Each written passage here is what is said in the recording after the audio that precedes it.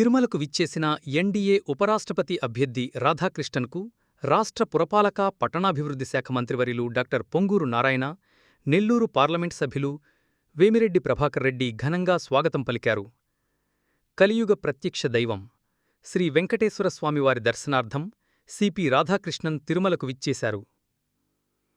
ఈ సందర్భంగా ఆయనను కలిసిన మంత్రి నారాయణ సాదరంగా స్వాగతం పలికారు. ఈ క్రమంలో రాధాకృష్ణన్తో మంత్రి నారాయణ, టీటీడీ అదనపు ఈవో వెంకయ్య చౌధరి సమావేశమయ్యారు. రాష్ట్రంలో ఎన్డీఏ ప్రభుత్వం చేస్తున్న అభివృద్ధి పనులను రాధాకృష్ణన్కి మంత్రి నారాయణ వివరించారు.